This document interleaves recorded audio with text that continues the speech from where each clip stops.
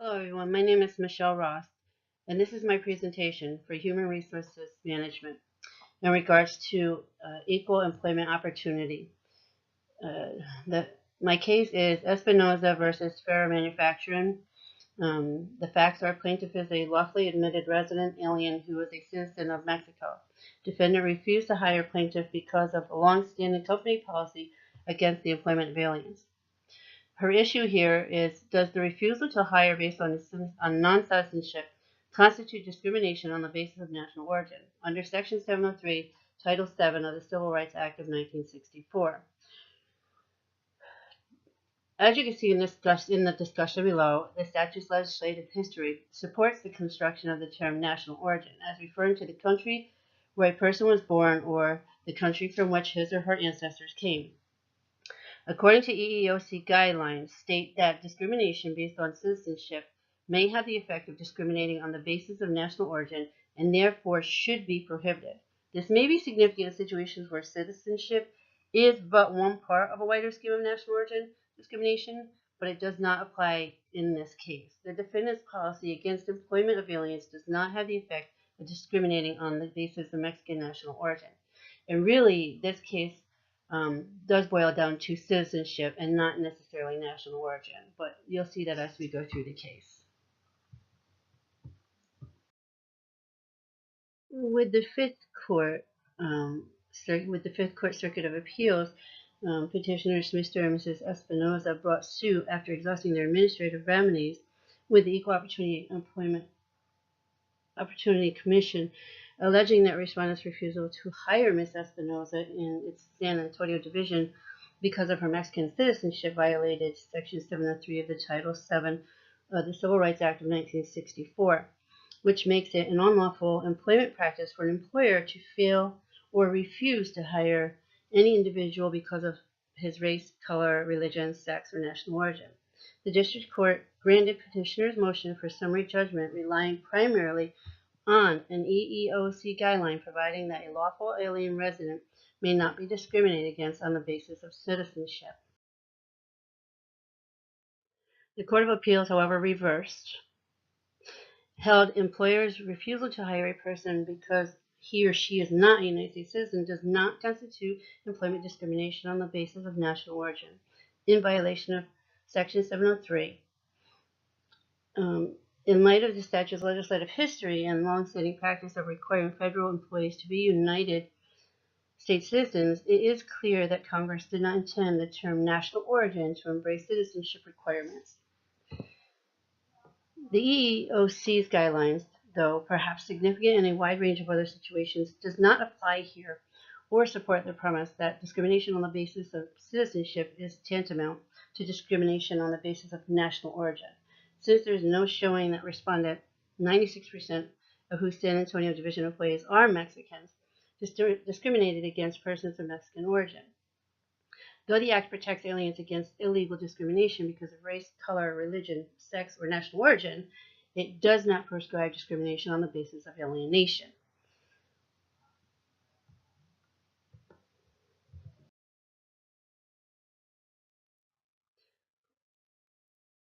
This case involves interpretation of the phrase national origin in TWIP 7 of the Civil Rights Act of 1964. Petitioner Cecilia Espinoza is a lawfully admitted resident alien who was born in and remains a citizen of Mexico. She resides in San Antonio, Texas, with her husband, Rudolfo Espinoza, a United States citizen. In July of 1969, Mrs. Espinoza sought employment as a seamstress at the San Antonio division of respondent Farrer Manufacturing Company. Her employment application was rejected on the basis of a long-standing company policy against the employment of aliens. After exhausting their administrative remedies with Equal Employment Opportunity Commission, petitioners commenced this suit in the district court alleging that respondent had discriminated against Ms. Espinoza because of her national origin in violation of Section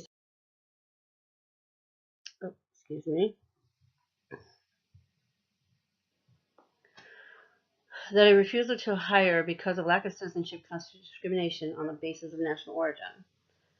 The Court of Appeals did reverse, and concluding that the statutory phrase national origin did not embrace citizenship, they did grant the writ to resolve the question of statutory construction and now affirm it. Section 703 makes it an unlawful employment practice for an employer to fail or refuse to hire any individual because of such individual's race, color, religion, sex, or national origin. Certainly, the plain language of the statute supports the result reached by the Court of Appeals. The term national origin on its face refers to the country where a person was born, or more broadly, the country from which his or her ancestors came. In this respect, fully supports this construction. The only direction definition given in the phrase national origin is the following remark made on the floor of the House of Representatives, Congressman Roosevelt, chairman of the House Subcommittee, which reported the bill.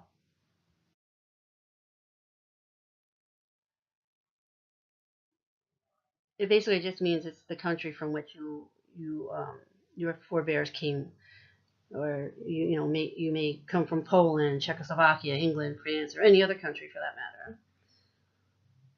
But it has never been suggested that the citizenship required for federal employment constitutes discrimination because of national origin, even though since 1943 various executive orders have expressly prohibited discrimination on the basis of the natural origin in federal government employees.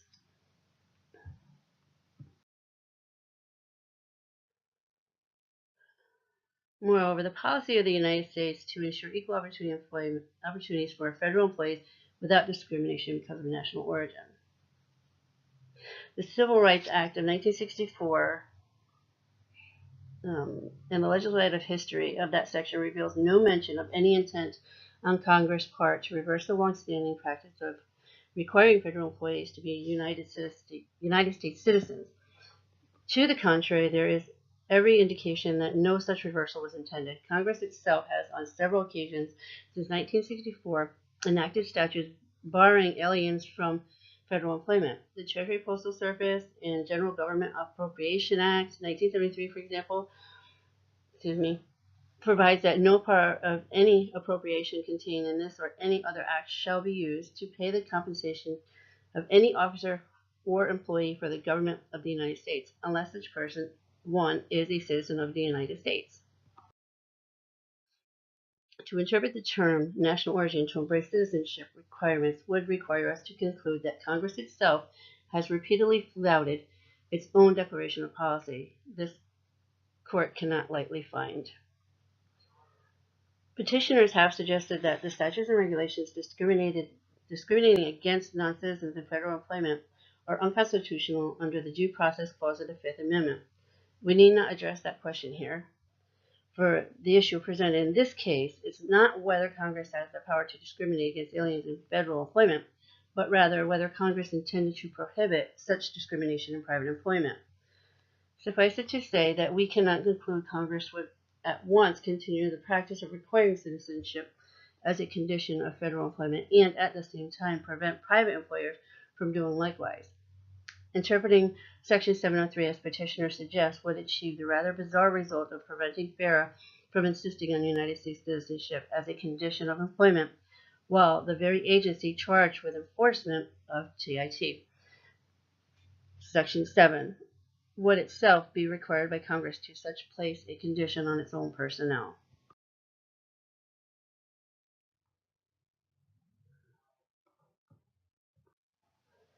In some instances, for example, a citizenship requirement might be but one part of a wider scheme of unlawful national origin discrimination.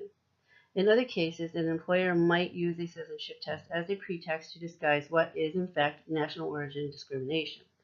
Certainly, Title VII prohibits discrimination on the basis of citizenship whenever it has the purpose of effect of discriminating on the basis of national origin. The Act prescribes not only overt discrimination, but also practices that are fair in form, but discriminatory in operation. You can also reference the case Griggs versus Duke Power Company.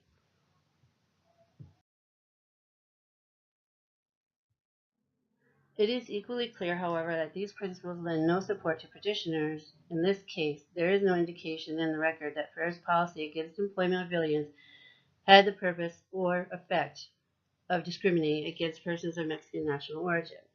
It is conceded that FARA accepts employees of Mexican origin provided the individual concerned has become an American citizen. Indeed, the district court found that persons of Mexican ancestry make up more than 96% of the employees at the company's San Antonio division, and 97% of those doing the work for which Mrs. Espinoza applied. While statistics such as these do not automatically shield an employer from a charge of unlawful discrimination, the plain fact of the matter is that FARA does not discriminate against persons of Mexican national origin with respect to employment in the job Mrs. Espinoza sought. She was denied employment not because of the country of her origin, but because she had not yet achieved United States citizenship. In fact, the record shows that the worker hired in place of Mrs. Espinoza was a citizen with a Spanish surname.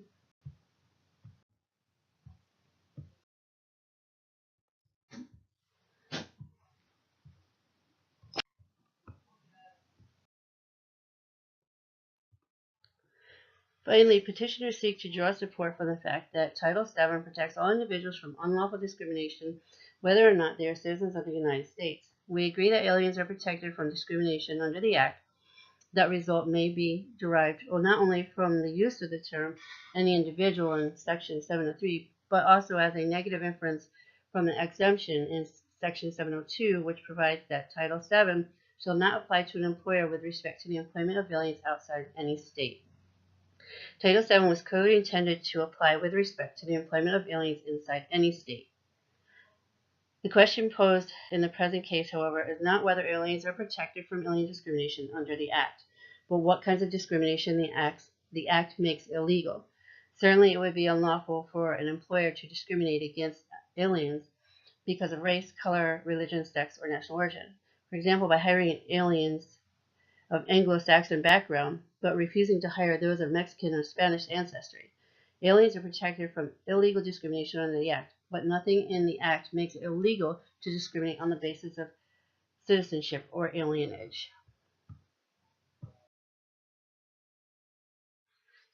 We agree with the Court of Appeals that neither the language of the Act, nor its history, nor the specific facts of this case indicate that respondent has engaged in unlawful discrimination because of national origin.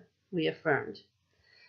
Minnesota State Act Against Discrimination, Minnesota Statute of 363.01, Subdivision .6 in 1971, defining national origin as the place of birth of an individual or of any of his linear ancestors. Several states have the statutes making it illegal to discriminate on the basis of national origin, and many of these statutes have apparently been interpreted by the appropriate state enforcement agency as not barring citizenship requirements. For example, the New York Human Rights Law provides that it is an unlawful discriminatory practice to refuse to hire any individual because of his or her origin, and additionally provides that it shall be unlawful for an employer to make any pre-employment inquiry which expresses directly or indirectly any limitation, specification, or discrimination as to national origin. The New York State Commission Against Discrimination has ruled that an employer may lawfully ask a job applicant whether he or she is a citizen of the United States. You can see 3 CCH Employment Practice Guide. While these interpretations of state statutes do not control our construction of federal law, we think them indicative of a general understanding that the term national origin does not embrace a requirement of the United States citizenship. Petitioner then argues that it is unreasonable to attribute any great significance to these provisions in determining congressional intent because the barrier to employment of non-citizens has been tucked away in appropriations bill rather than expressed in a more affirmative fashion. We disagree. Indeed, the fact that Congress has occasionally enacted exceptions to the general barrier indicates to us that Congress was well aware of what it was doing.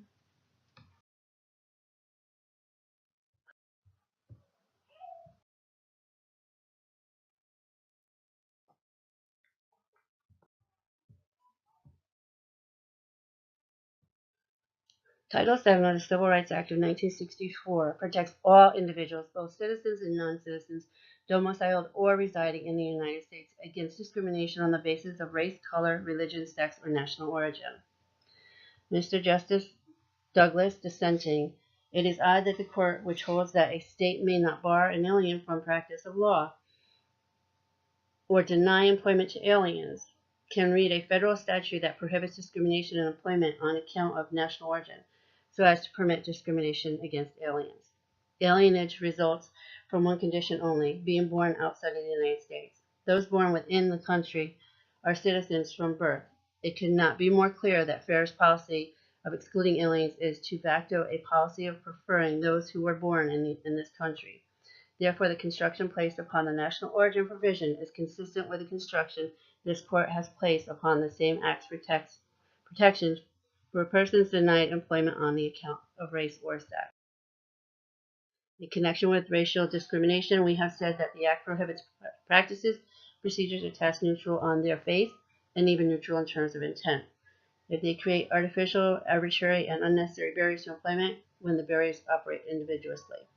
To discriminate on the basis of racial or other impermissible classification, such as in Griggs versus Duke Power Company, there were found that the employer could not use test or diploma requirements which on their face were racially neutral when in fact those requirements had a de facto discriminatory results, and the employer was able to justify them as related to job performance. The tests involved in Griggs did not eliminate all blacks seeking employment, just as the citizenship requirements here does not eliminate all applicants of foreign origin.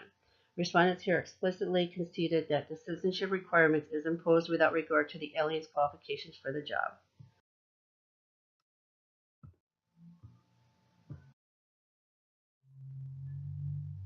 Ms. Espinoza is a permanent resident alien married to an American citizen, and her children will be native-born American citizens.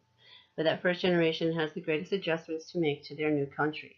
Their unfamiliarity with America makes them the most vulnerable to exploitation and discriminatory treatment. They, of course, have the same obligation as American citizens to pay taxes, and they are subject to the draft on the same basis. But they have never received equal treatment in the job market. Writing of the immigrants of the late 1800s, Oscar Hanlon has said, for want or of an alternative, the immigrants took the lowest places in the ranks of industry. They suffered in consequence for the poor pay and miserable working conditions, characteristic of the sweatshops, in the homework in the garment trades, and in cigar making. But they were undoubtedly better off than the Irish Germans of the 1840s, whom there had been no place at all. The majority decides today that in passing sweeping legislation guaranteeing equal job opportunities, the Congress intended to help only the immigrants' children, excluding those for whom there is no place at all. I cannot impute the niggardly and intent to Congress. The only legislative history the majority points to in Congressman Roosevelt's definition of national origin, it means the country from which you or your forebears came. You may come from Poland, Czechoslovakia, England, France, or any other country. But that only makes clear what petitioners here argue, that Ms. Espinoza cannot be discriminated against because she comes from a foreign country. The majority's mention of the deletion of the word ancestry of it is certainly irrelevant. Obviously, national origin comprehends ancestry, but as Congressman Roosevelt pointed out, it means more, not only where one's forebears were born, but where one himself was born. And these are the locations where I found all this information. And actually, the district court granted Ms. Espinoza's motion for summary judgment, relying primarily on an EEOC guideline providing that a lawful alien resident may not be discriminated against on the basis of citizenship. The United States Court of Appeals of the Fifth Circuit reversed, and the Supreme Court affirmed this decision. Thank you, and I hope you enjoy my presentation.